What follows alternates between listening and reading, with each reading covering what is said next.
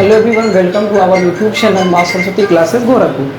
जैसा कि आपको पता, आज हमारा जो क्लास है अप्लाइड मैकेनिक्स का, और अप्लाइड मैकेनिक्स में कई बच्चों ने मेरे व्हाट्सएप पे कुछ सवाल भेजे थे। आज उन्हीं सभी सवालों को मैं इस लेक्चर में, पूरे एक लेक्चर में उसे कंप्लीट करूँगा। यानी जितने भी टाइप के सेंटर ऑफ ग्रेविटी के न्यूमेरिकल आपके हैं वो सभी इस वीडियो के लेक्चर में आपके पूरे कंप्लीट कर दिए जाएंगे। जैसा कि आपको स्क्रीन पे पहला सवाल आपको दिख रहा होगा, तो इस सवालों को जरा हम एक बार आपको हिंट करते हैं और इसे लगा करके आपको दिखाते हैं। जैसा कि आपको सवाल है, हम फिगर लेके चलते हैं। जैसा आपके चलिए अब जरा देखिए, ये जो स्क्रीन पर आपके सवाल थे, इसी सवालों को हमने बोर्ड पर बना दिया। अब जरा इसका आंसर निकालते हैं। यहाँ पे जरा देखें, यहाँ पर इस सर्कल का जो आपका है, यहाँ पर सेक्शन लाइनें करके दिखा दिया गया है। और इस सेक्शन लाइन करने का मतलब ये है, और जहाँ पे नहीं किया उसका करने का क्या मतलब हुआ, ना करने का, कि यानी कि आपको जो सेंटर ऑफ ग्रेविटी या सेंट्रॉइड जो आपको फाइंड करने हैं, केवल ये जो सेक्शनल पार्ट है, केवल इसके, ये जो पार्ट पर आपके सेक्शन नहीं किया उसको आपको काट करके निकालना है। तो बस बहुत इजी सवाल, जो मैंने पिछले कई लेक्चरों में आपके सवाल लगवाए थे। अब जरा इन सवालों को जरा देखते हैं। सबसे पहले करते क्या, पहले जरा ये देखें, ये जो आपका सर्किल है वो आपका एक किसी एक पर या दोनों पर आप इसे सिमेट्रिकल मान सकते हैं। अगर दोनों पे हो जाए, एक्स या वाई पे सिमेट्रिकल, तो दोनों पे कर लें। अगर एक्स या वाई पे केवल होता है तो केवल एक पे करिए। जैसे अगर हम देखें तो अगर ये एक्स अगर मान लें और इसे एक्स डैश मान लें, तो आपको देखो ये लग रहा होगा ये एक्स और एक्स डैश पर सिमेट्रिकल हो गया। तो जब सिमेट्रिकल हो जाएगा तो आपको पता है बार वाई इक्वल टू क्या हो जाएगा, 0। इससे हमारा क्या एक स्टेप आपका आसान हो गया कि अब आपको केवल एक मान निकालना, दूसरे का मान नहीं निकालना। तो सवाल वैसे दिया था, अपनी तरफ से हम यहाँ पर y और y डैश मान लेते हैं। जरा चलते हैं, यहाँ पे y मान लिया और यहाँ पे हमने y डैश मान लिया।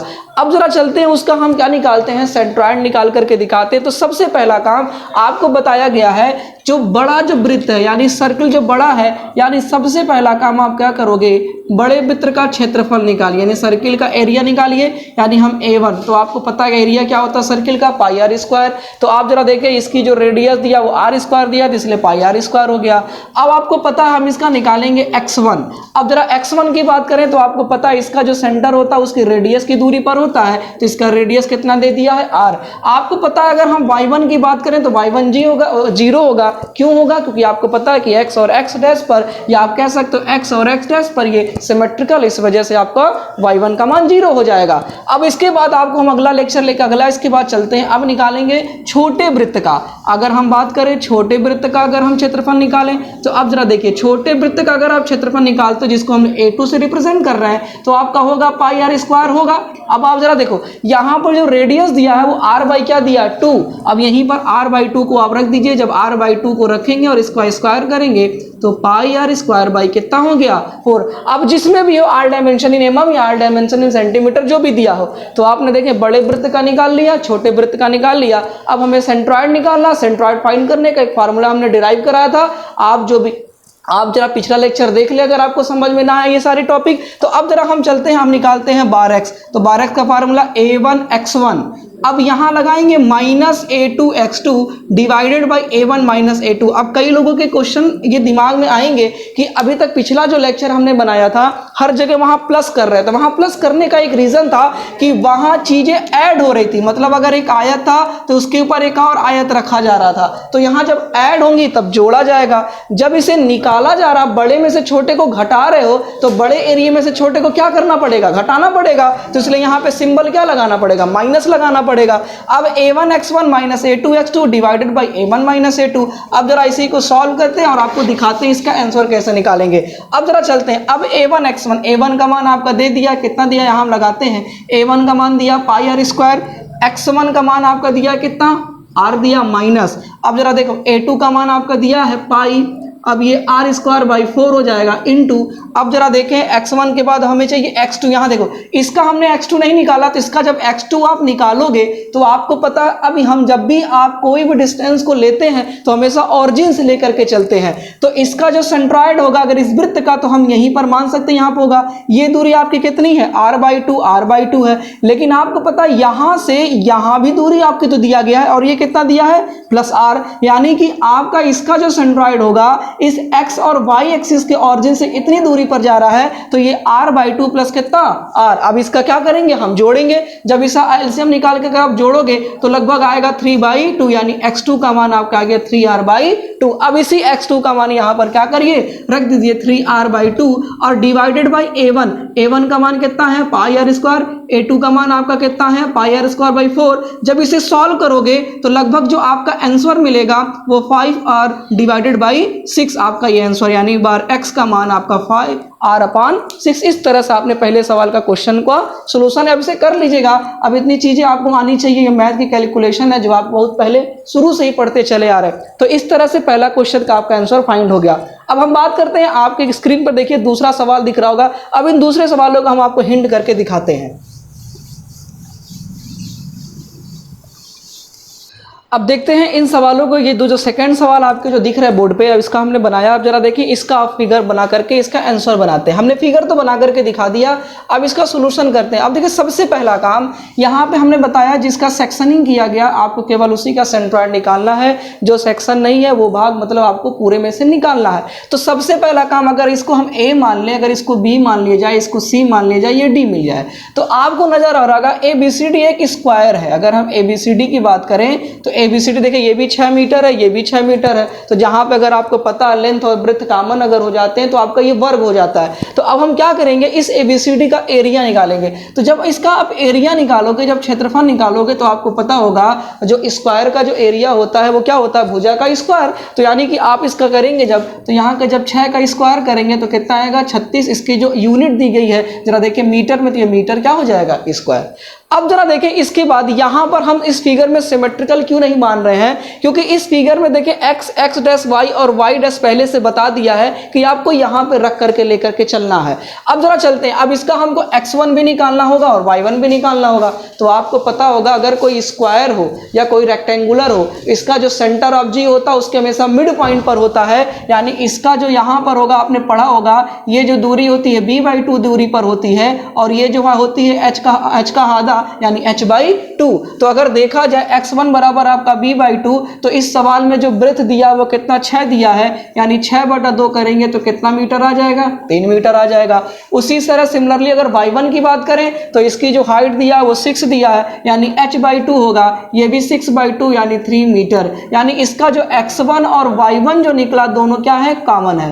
तो आपने क्या कर लिया, एरिया निकाल लिया, a1 निकाल लिया, x1 निकाल लिया और y1 निकाल लिया। अब बात करते हैं, यहां पर ये जो आपका सेक्शनिंग नहीं किया जा रहा है वो आपका क्या, एक ट्रायंगल है। और आप जरा पिछला लेक्चर, हमारा पहले ही लेक्चर में हमने आपको ये चीजें बताई थी कि अगर आपके पास कोई ट्रायंगल अगर आपके पास होता है, अगर ये बी होता और ये एच होता है, ये एक्स होता है, ये एक्स डैश होता है, ये वाई और ये वाई डैश, इसका जो सेंट्रॉइड होता है वो b/3 और h/3 डिस्टेंस पर होता है। पर ध्यान दीजिएगा, ट्रायंगल इस तरह से जब रखा जाता है तब इस वर्टिकल डिस्टेंस से इतनी दूरी जो होती है वो b/3 होती है, और इस जो हॉरिजेंटल की जो लाइन होती है वहां से इसकी जो हाइट होती है h/3।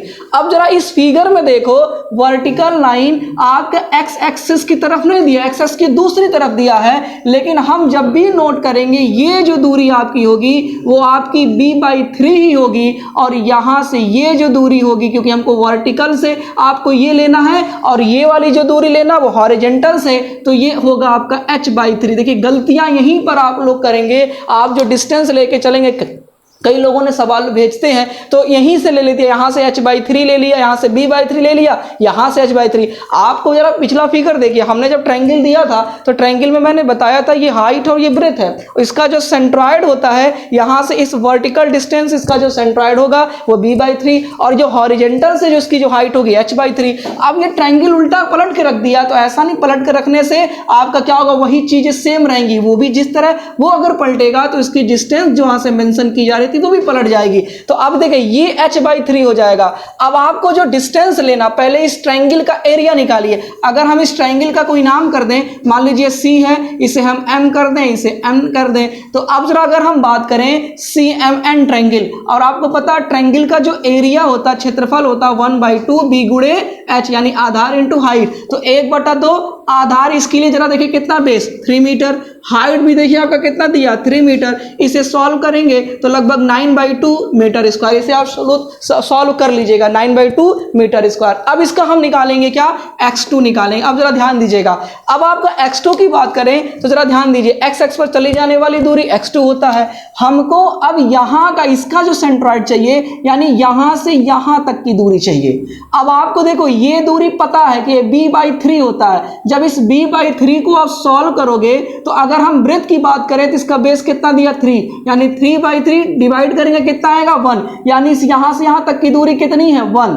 अब जरा बताइए टोटल डिस्टेंस आपकी कितनी है 6 मीटर। अगर हम इसे 1 सब्ट्रैक्ट कर दें तो बचेगा कितना 5 मीटर, यानी जो x2 होगा वो 6 माइनस आपका b/3, यानी जब इसे सॉल्व करोगे तो 6 माइनस 3/3, यानी जब सॉल्व होगा तो x2 का मान कितना आ जाएगा 5 मीटर। तो इस तरह से आपने किसका निकाल लिया, x2 का मान निकाल लिया। यहीं पे गलतियां लोग करते हैं, इसी को थोड़ा सा ध्यान से देखिएगा। इसके बाद अगला जो टॉपिक आता है y2 की बात करें तो y एक्सिस से चली जाने वाली, यानी x से ऊपर चली जाने वाली। तो अब जरा बताइए x से आप ऊपर चल रहे हो तो आपको पता है यहां से यहां तक की जो दूरी होगी वही जो दूरी होगी आपकी y2 होगा। लेकिन हमको यहां से यहां तक की दूरी डायरेक्टली तो नहीं पता, पर पूरा पता ये 6 मीटर है। लेकिन ये दूरी फिर आपको पता h/3। अब बताइए h/3 होता है और इसकी भी हाइट ट्रायंगल का कितना दिया 3/3 करेंगे कितना आएगा 1। अब बताइए जब आपको पता हो गया ये 1 है और टोटल 6 है, तो जब 6 में से 1 को घटाएंगे तो ये डिस्टेंस कितना बचेगा 5, यानी फिर आपका y2 आपका कितना हो जाएगा 5। लेकिन आपको लिख के दिखा देते हैं, यानी पूरे में से 6 में से h/3 को क्या करना घटाना है, तो 6 और h दिया है 3, जब करेंगे थे सॉल्व तो कितना आ जाएगा y2 यानी कि 5। यानी इस तरह से आपने देखिए a1 निकाला, x1 y1 निकाल लिया। देखो मेन दिक्कत आपकी यहीं पे थी, क्योंकि हमको पता, हमें पूरा पता है कि ये जो बच्चे हमारे सब यहां तक तो सही लगाए होंगे, लेकिन यही जो सवाल आपका यहीं से जो स्टार्ट हो रहा है CMN के क्षेत्रफल के बाद आपका जो x2 और y2 निकालना, वहीं पे थोड़ी सी आपने माइनर से गलतियां की होंगी, तो फिर से एक बार सुधार कर लीजिएगा इसे। अब जरा चलते हैं, x2 y2 आपने निकाल लिया, अब डायरेक्ट फार्मूले पाते हैं। अब यहां पर दोनों फार्मूले आपको लगाने होंगे 12x और 12y, तो हम फार्मूला लिख करके दिखा देते हैं, कैलकुलेशन आप कर लीजिएगा। अब 12x की बात करें तो a1 x1। अब आपको फिर पता है कि यहां पर ऐड नहीं किया जाएगा, यहां पर जो किया जाएगा वो घटाया जाएगा। क्यों? क्योंकि हमको जितने भाग सेक्शनिंग या परिच्छेदित भाग हैं केवल उसी का निकालना है। तो हमने पहले पूरा जब निकाल लिया, जब पूरे में से इतना घटाओगे तभी तो इतने का सेंट्रॉइड मालूम होगा। तो a1 x1 minus a2 x2 upon divided by a1 minus a2। Solve करिएगा, सारा मान निकाल दिया, बस उठा करके रखिएगा, आंसर आ जाएगा। अब 12x के बाद बात करते हैं, 12y की बात करते हैं। 12y क्या फार्मूला हो जाएगा, a1 हो जाएगा, a1 के बाद आपका y1, फिर यहां पर minus a2 y2 divided by a1 minus आपका क्या हो जाएगा y2। इस तरह से सॉल्व करेगा, ये भी आ जाएगा। हाँ, एक बात आपको बता दें, कई सवाल लगाते हैं तो आपकी जो किताब है, किताब से आंसर मैच नहीं कर पाते। हम ये नहीं कहेंगे कि आपकी बुक के आंसर गलत आए हैं, वो मिस प्रिंटिंग हो जाती है। तो इसीलिए आप ये मत देखिएगा पूरी एक्यूरेंसी आपकी पूरी मिलेगी। कभी कभी होता है, मान लीजिए यहाँ 2.71 आंसर आया, बुकों में अगर 3.7 लिख दिया, तो ऐसा नहीं है कि आपका अगर कैलकुलेशन सही है तो आप सही चलिए, ऐसा नहीं। बुकों में थोड़ी बहुत कभी कभी ऐसा होता है कि आंसर में मिस प्रिंटिंग हो जाती है। तो फिलहाल आप इस सवालों को देख लीजिएगा, ना समझ आए फिर से आप कमेंट करिएगा, फिर से कोशिश कीजिएगा, आपको समझा दिया जाएगा। अब चलते हैं अगला तीसरा सवाल जो आपके स्क्रीन पर दिख रहा होगा, तीसरा सवाल। अब इस तीसरे सवालों को भी हम लगा करके आपको दिखाते हैं। चलिए अब देखते हैं तीसरा सवाल। जैसे आपको बोर्ड पे तीसरा सवाल मैंने आपको बना करके दिखा दिया। अब जरा देखिए, ये दिया है फ्रस्टम, एक छिन्नक। अब इस छिन्नक का हमसे पूछ रहा है कि इसका बताइए सेंटर ऑफ ग्रेविटी कहाँ होगा, गुरुत्व केंद्र कहाँ होगा।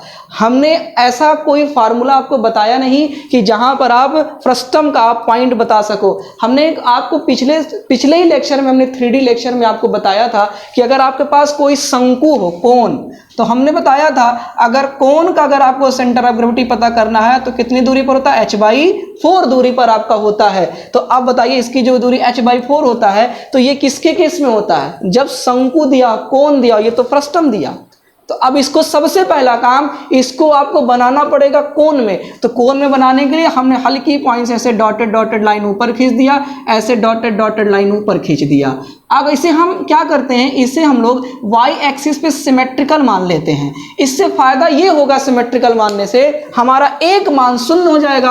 अब आपको कई बार चिल्ला चिल्ला के बताया गया है कि अगर सिमेट्रिकल y पर होगा तो बार x का मान कितना हो जाएगा, 0। क्या इसे बार आप x पर सिमेट्रिकल कर पाओगे फर्स्ट टर्म को? नहीं, वो जब भी होगा तो किस पर होगा, y एक्सिस पर। तो y पर एक्सिस होगा तो बार x का मान 0, यानी अब हमें केवल y का मान चाहिए और इसकी एरिया चाहिए, आपका काम हो जाएगा। अब जरा चलते हैं, हम सबसे पहला काम इसका हम नेमिंग कर लेते हैं। जैसे अगर हम मान लेते हैं ये a है, ये b है, ये o है, तो हम लेके चलते हैं जो शंकु है, जो आपका कोण है, इस कोण का हमने नाम किया है ओ ए बी। अब इसका अगर हम वैल्यूम, क्योंकि आपको पता है अगर कोई 3D फिगर आ जाए, जरा देखिए, क्योंकि ऊपर का जो डायमेंशन डाया दिया 50 mm की डाया दिया है, नीचे का जो आधार बेस डायमीटर दिया 100 mm दिया है, जो हाइट दिया है वो 75 mm दिया है। तो आपको पता है जब लेंथ, ब्रेथ एंड हाइट तीन चीजें आ जाती हैं तो ये वैल्यूम में हो जाता है, ना कि एरिया की बात करेगा। अब यहां पर जब निकालेंगे तो वैल्यूम की बात करेंगे। अब आप बताइए, अगर हम इसको शंकु मान लिए हो, तो अब अगर त्रिभुज, अगर कोण ए बी का वैल्यूम अगर हम निकालें, यानी इसका हम आयतन अगर निकालें, तो V1, तो आपको फॉर्मूला पता 1/3 पाई आर स्क्वायर एच, सही है शायद वैल्यूम। हाँ चले, अब अगर हम बात करें वैल्यूम की, अगर हम बात करें V1 इक्वल टू होता 1/3 पाई आर स्क्वायर एच। अब जरा आपको पता होना चाहिए, यहां पर हमारा जो h होगा इसके लिए, ये पूरी हाइट h होगी, और वो दिया ही नहीं, हमारा केवल फर्स्ट टर्म यहां तक का मान दिया। तो इसे हम क्यों ना हम इसको, इतनी दूरी को हम मान लेते हैं कैपिटल H या स्मॉल h, जो भी आप मान लो। यानी कि अगर हमको शंकु की हाइट अगर निकालनी है, h निकालना है, तो अगर स्मॉल h प्लस 75 अगर आप निकाल देते हो, तो ये जो हाइट हमको है ये मालूम चल जाएगा। तो इसके पहले हमको क्या चाहिए, h का मान चाहिए। तो अब जरा चलते हैं, h का मान निकालने का क्या प्रोसेस है। इसके लिए आपको एक ज्योमेट्रिकल में आपने पढ़ा होगा, ज्यामिति जब आपने पढ़ा होगा, तो इसमें आपने सिमिलर ट्रायंगल के बारे में पढ़ा होगा। अगर हम इसको ओ ए बी, यानी फ्रंट से एक ट्रायंगल मान लें ओ ए बी, और इसको अगर हम मान लें ओ सी डी, तो जरा ध्यान दीजिएगा, अगर हम इसे triangle O C D similar कर दें ट्रायंगल ओ ए बी, इनको हमने क्या कर दिया, आपस में सिमिलर कर लिया। तो आपने पढ़ा होगा सिमिलर का एक रूल होता है, जिसमें आपने ये ध्यान में रखा होगा, हमको यही ना चाहिए, तो आपको करना क्या होगा, ये जो छोटी हाइट है h, ये छोटी हाइट है, और ये जो बड़ी जो हाइट है h अपॉन आपका h प्लस कितना 75 इज इक्वल टू क्या हो जाएगा, आपका ये जो डायमेंशन, जो बेस, छोटा जो बेस है, और इस ट्रायंगल का जो बड़ा बेस है, यानी कि 50 डिवाइडेड बाय कितना हो जाएगा 100। अगर इसे हम क्रॉस मल्टीप्लिकेशन से सॉल्व करते हैं तो ये 2 टाइम्स में जाएगा, इसे क्रॉस मल्टीप्लिकेशन किया तो 2h equal to h plus कितना आया 75, यानी h बराबर आपका आया कितना 75। इस तरह से आपने क्या कर दिया, एक h बराबर आपका कितना आ गया, ये 75, जरा ध्यान दीजिएगा। तो ये h upon h plus 75 equal to 5 और 100। तो आपने क्या किया, इस तरह से h का मान निकाल दिया, यानी ये जो h का जो मान होगा ये भी आपका कितना होगा 75 mm होगा। तो इस तरह से आपने h का मान निकाल दिया। तो अब जरा चलते हैं, जब h का मान निकल गया, अब उसी तरह से आपको करना क्या होगा, पहले बड़े इस शंकु का आप क्या निकालिए, वैल्यूम निकालिए। उसके बाद अब इस छोटे जो कोण है उसका वैल्यूम निकालिए, और बड़े में से छोटे को क्या करिएगा, घटा दीजिएगा। यानी इसके जो फार्मूला जो आपका बनेगा वो बार y, क्योंकि बार x तो आपका क्या हो गया 0 हो गया। अगर हम बात करें किसकी, अब अगर हम बात करते हैं आपका, जरा चलते हैं, अब हम बात करते हैं, जरा ध्यान दीजिएगा।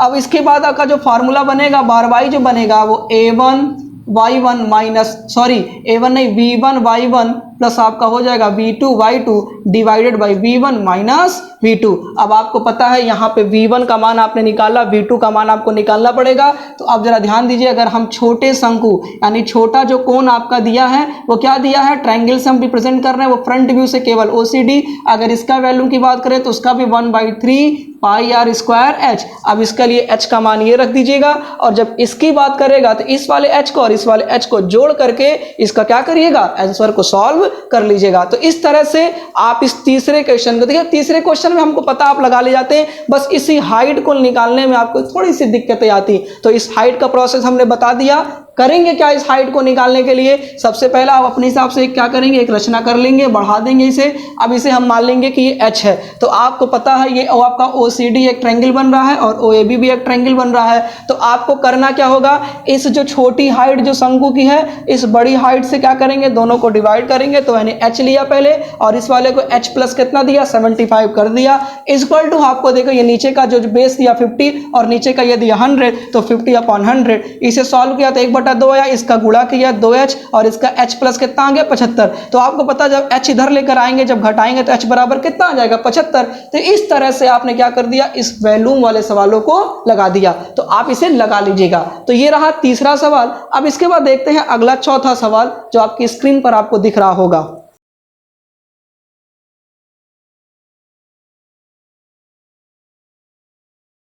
चलिए अब चौथा क्वेश्चन आपके बोर्ड पर हमने बना दिया, उसे लगा करके देखते हैं। अब जरा देखते हैं, आपके यहाँ पर देखिए ये आपको दिया है अर्धवृत्त दे दिया, इसके बाद आपका यहाँ पर देखिए ये आपको आयत दे दिया और ये ट्रायंगल दे दिया। अब इन तीनों को आपस में जोड़ दिया और उसके बाद कह रहा जरा इसका सेंट्रॉइड निकाल करके दिखाइए।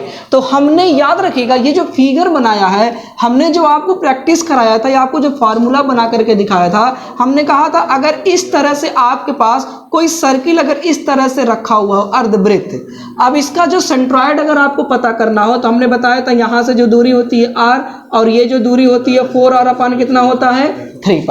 तो ध्यान दीजिए ये पलट गया।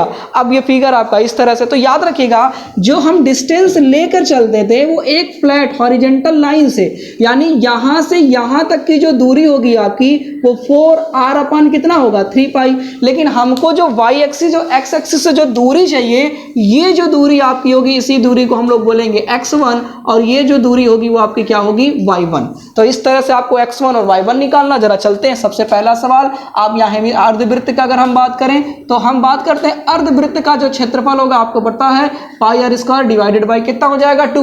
अब देखिए इसके लिए r का मान कितना दिया 30 mm दे दिया। तो देखिए ये सारी छोटी छोटी कैलकुलेशन आप कर लीजिएगा, तो यहाँ पर रख करके उसे कर लीजिएगा, इसका मान आ जाएगा। हम आपको x1 y1 का मान आपको निकाल के दिखाते हैं। अब देखिए ये तो सिमेट्रिकल बोला नहीं क्योंकि y और x की डायरेक्शन दे दिया है कि कहाँ आपको रखना है। तो अब x1 की बात करें, x1 क्या होगा, अब जरा देखो x एक्सिस पर ले जाने वाली दूरी यहाँ से यहाँ तक, तो आपका ये जो आपको हमको निकालना, मान लीजिए अगर इसको हम सेंट्रॉइड मानते हैं, मान लीजिए इसको g1 मान लेते हैं, तो आपको ये दूरी पता होनी चाहिए, पर पूरी दूरी पता है कितना 30 mm। अब ये दूरी देखो आपको पता चल गई कितना होता 4r/3π, क्योंकि हमने जो फार्मूला बताया था आपको इधर से बताया था। तो हम क्या करें, अगर पूरे में से इतना अगर घटा दे तो ये दूरी आपको मालूम चल जाएगी। यानी इसका जो x1 का मान आएगा 30 - 4r/3π। तो इस तरह से आप किसका मान निकाल लीजिएगा, x1 का मान निकाल लीजिएगा। अब बात करते हैं y1 की मान। तो y1 देखो चिपक करके ही है, तो y1 कितना हो जाएगा, ये इसकी त्रिज्या आपको पता होगा, ये जो होगा ये जो केंद्र आपका होता है यहाँ से y1 इसकी त्रिज्या के बराबर, तो y1 बराबर r बराबर इस सवाल में कितना दे दिया 30। तो देखिए आपका x1 और y1 का मान निकल गया। अब दूसरा सवाल, यानी आपने जब a1 निकाल लिया, अब बात करते हैं a2। a2 क्या है, a2 जरा देखो एक आयत है, तो आपको पता होगा अगर आयत का क्षेत्रफल की बात करें तो b गुणे h यानी लंबाई गुणे चौड़ाई कह सकते हो। तो यहाँ पर जरा देखें, यानी 40 गुणे कितना 60, क्योंकि जरा देखें ये 20 40 दिया, हाइट कितना दिया यहाँ पे 60 दिया, तो इसका गुणा भाग कर लीजिएगा, इतना आपको पता होगा। अब इसके बाद हम निकालते हैं x2।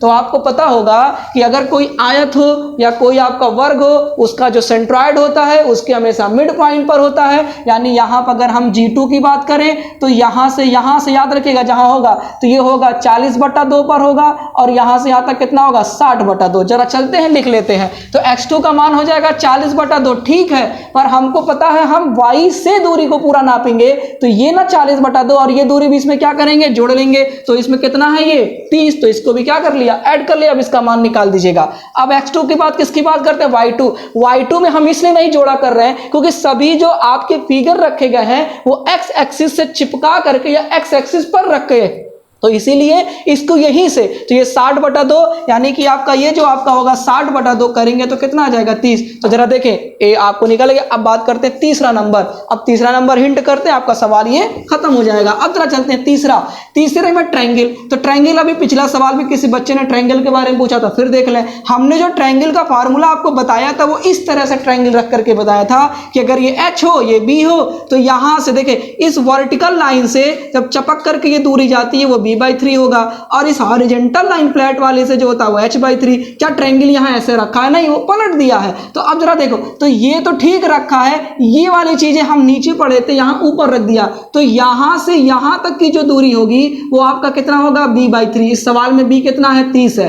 अब ये तो दूरी होगी वो आपका क्या होगा? g3, वो h/3 होगा। तो अब आपको क्या करना? निकालना दूरी। जरा चलते हैं। अब सबसे पहला काम, इस त्रिभुज का क्या निकालिए? एरिया निकालिए, a3। तो इसका जो एरिया होगा 1/2 आपका b गुणे h। अब 1/2 की बात करें, अब बताइए b इस सवाल के लिए कितना दिया? 30, h का मान दिया है 60। सॉल्व कर लीजिएगा, जितना आ गया उतना आपका आंसर हो जाएगा। अब इसके बाद हम x3 की बात करते हैं। अब x3 की अगर बात किया जाए तो जरा चलते हैं, x एक्सिस से दूरी, तो ये दूरी आपकी कितनी है? b/3। तो यहाँ b/3 लिख लें, b आपको पता 30 है, लेकिन ध्यान दीजिए हमारा y से टोटल जो डिस्टेंस होगा, तो ये तो आपने जोड़ दिया, ले लिया, अब ये वाली जोड़ेंगे और ये वाली, तो यहाँ से यहाँ तक कितना? 40, यहाँ से यहाँ तक कितना? 30, यानी कि +30 प्लस कितना?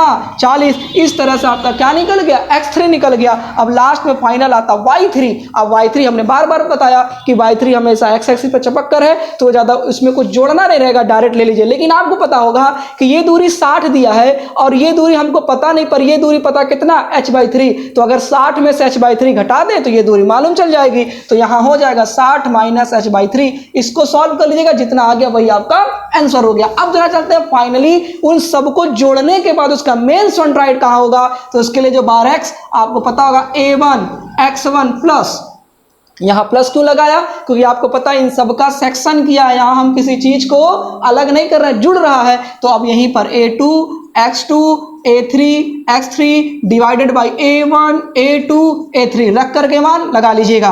बार y का मान हो जाएगा a1 y1 a2 y2 a3 y3, फिर a1 plus a2 plus a3। तो इस तरह से आपने क्या कर दिया? हमने इन सभी जितने भी टाइप के सेंट्रॉइड या सेंटर ऑफ ग्रेविटी निकालने के जो टिपिकल टाइप के क्वेश्चन थे, उन बच्चों द्वारा पूछे जाने पर हमने उनका सारा सोल्यूशन एक वीडियो एक ही लेक्चर में हमने बना करके आपको दे दिया।